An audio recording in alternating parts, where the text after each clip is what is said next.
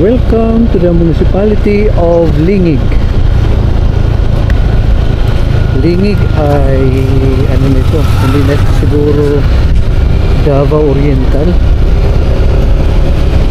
baka Surigao nito eh.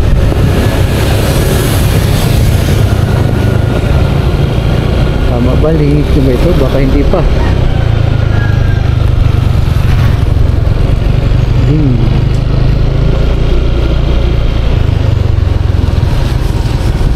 Lingig na kasi may 7-Eleven.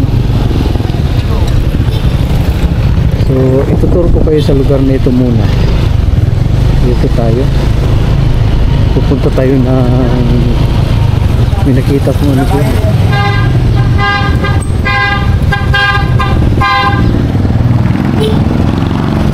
Dito muna sa palengke. Bayan ng Lingig.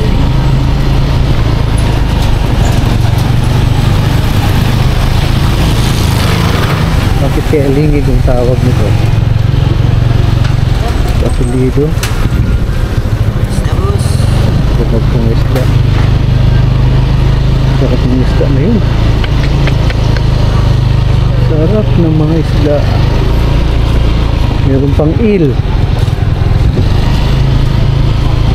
Ito po ang bayan ng Lingig. Marahil itong kanilang business center. Ngayon pa rin dito sa kabila.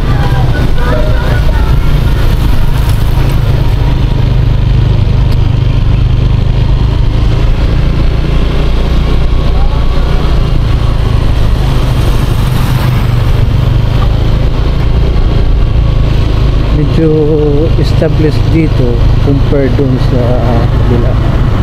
Yung dinaanan natin kanina, medyo established to,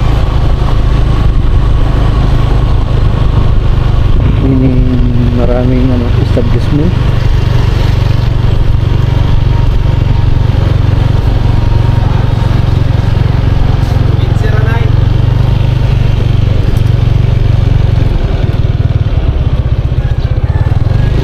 Makaikot ba tayo doon sa kabila? Pwede. Ay, kanto, bahay pala. Sorry. So ito yung palengke. Yan yung palengke nila.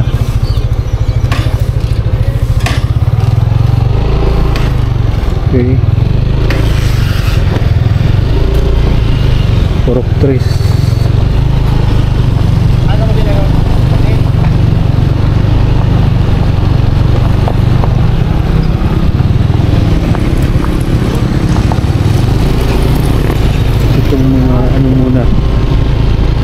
Ikutin natin itong business center. Mamaya ay ikutin natin naman yung residential area.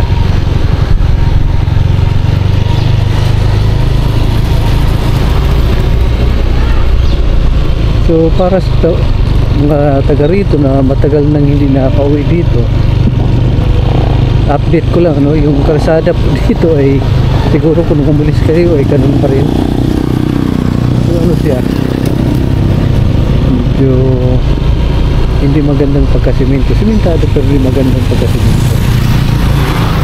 Now sandali dito pala yung munisipyo. Bakit colorful? Fiesta.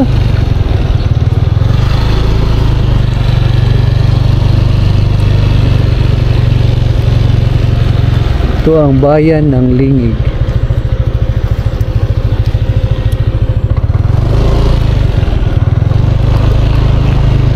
Merong monumento dito. Sinong hero? Si Jose Rizal yata ito. Jose Rizal kasi may aklat.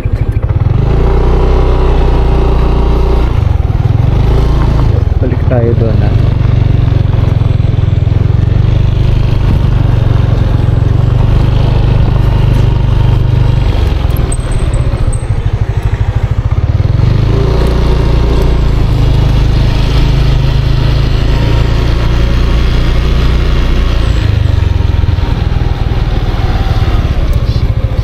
So yun nga, when it comes to infrastructure, okay siya. Marami siyang establishment, maraming hanap buhay din. Kaya lang hindi sufficient. At kung i-categorize ko ito by class, siguro ko na sa 4th class municipality yung kanyang category.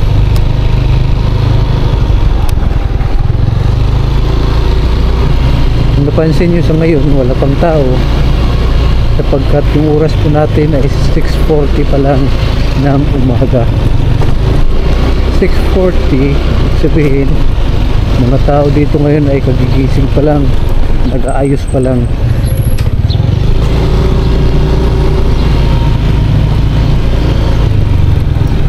Dito ang lalaki ng mga mga banderitas. Pista nga.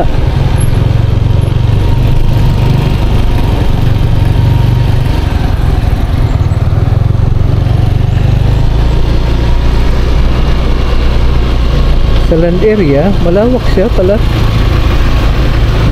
Malawak siya.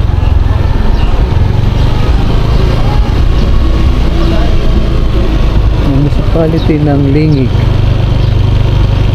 So sa mga taga rito matagal nang hindi nagagawi, marahil kayo ay nag-abroad, nakapag-aral o nakapag-asawa sa ibang bansa, sa ibang lugar, ang video po ito ay para po sa inyo, para makita niyo muli ang inyong lugar kung saan kayo lumaki. So ituturo ko kayo. Add dun muna sa parang may dagat akong nakita doon. Pagkatapos niyan, babalik tayo, isa-isahin natin. Ay, mayroon palang boulevard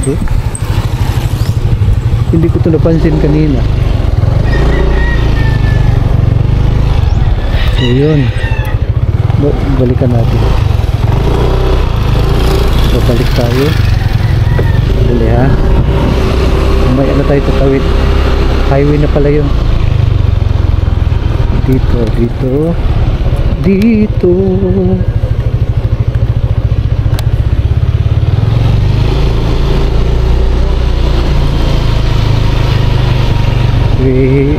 Paisa-isa ng naghahanda ng kanilang breakfast ang mga tao dito.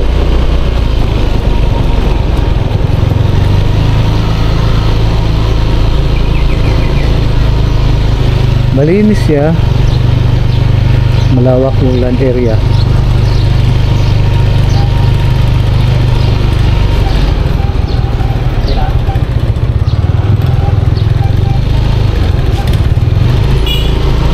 Pala yung mga ganito ay madali namang ikutin.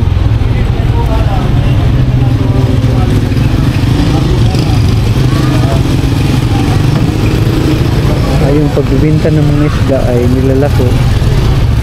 Pwede na rin pala sila doon na lang ang magkuhan. Tagpila kilo na? 280 na sir, barilis. Barilis? Alam mo yung tinugda eh. Maraan! Kita ko dyan. Pwede rin na. So, meron dito sa unahan. Bakit nandiyan sa gitna yung tricycle?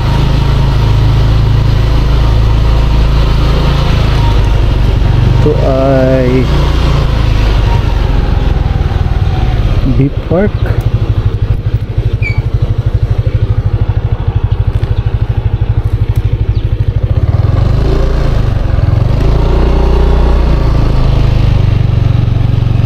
So, meron na kayong Beach Park.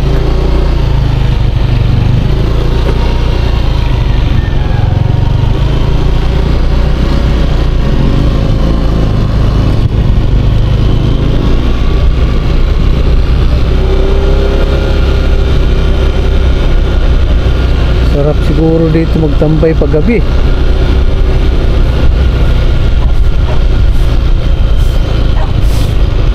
Gising na mga tao, gising na. Ay, salamat. At least makapagluto na kayo, hindi pa ako nakakain.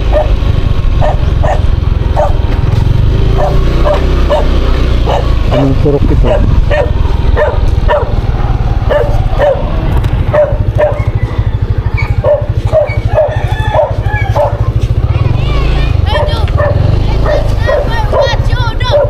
Mga bata naliligo, oh. Umaga. Umaga. Bakit kaya alam nilang nag-vlog ako? Siguro ito yung mga nakita nila sa social media.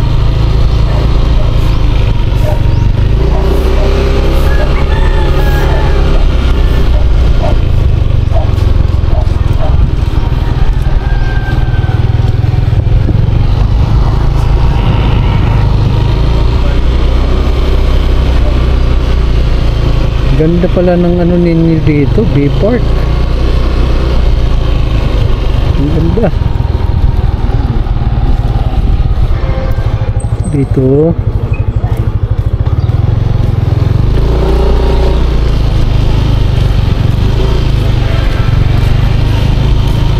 So, dito ba kayo nakatira? Ito bang bahay nyo?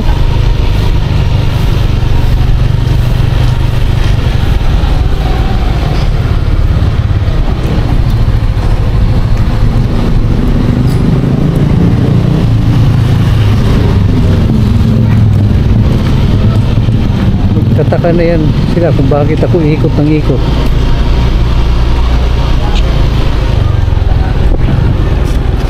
Mango. Ganda ng isda nyo. Murang kilo. Barilis. Barilis is Philippine. 280 lang ang kilo. So hindi ako kumain na dito siguro.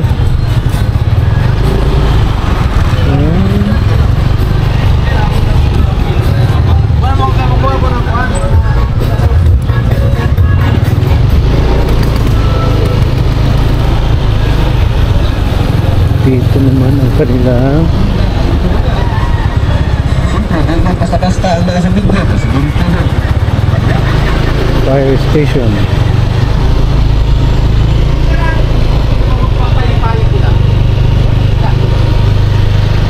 Yung simbahan.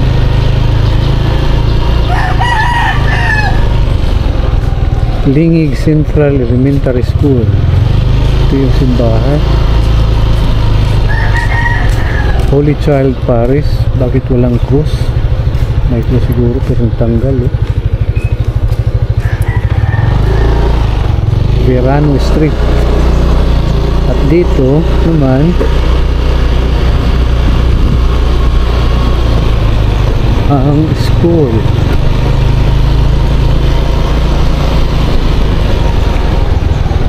Sabi ko na nga ba, eh, Province of Surigao del Sur, ang municipality ng Lingig. Okay, Surigao del Sur na ito, tatandaan ko ito. Surigao del Sur. Ito yata yung pinakaunang munisipyo ng ano, ng Surigao del Sur. Lingig. Kung hindi una, ito ang pinakahuli.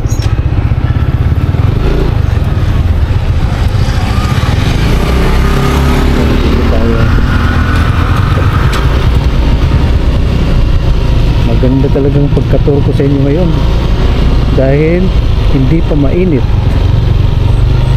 malamig pang tempo.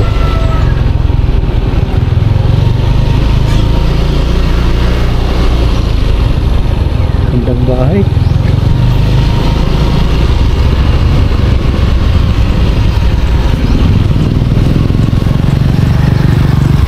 Paglabas natin dito ay highway. Pero yung kalsada dito mukhang bagong ano ito, eh.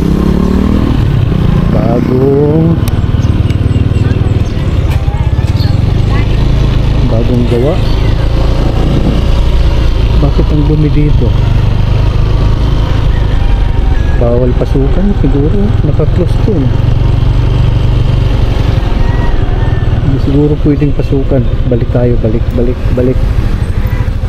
Sa unahan makita niyo naka-close. So bawal dumaan doon.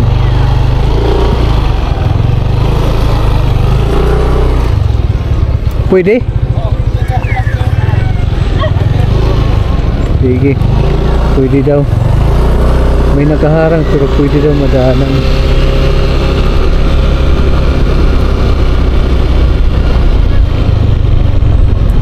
Bakit kaya ano yun? Bakit nilak? Oh. Hindi pa siguro ayos yung tulay.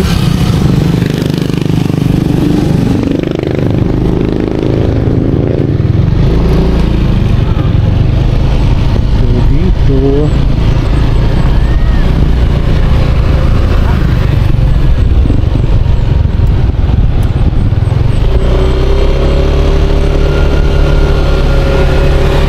dito naman sa kabilang side.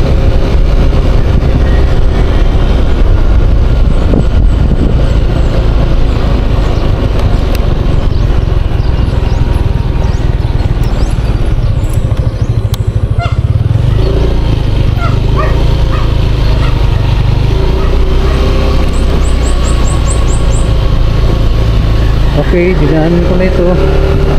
Hanap na tayo ng makakainan.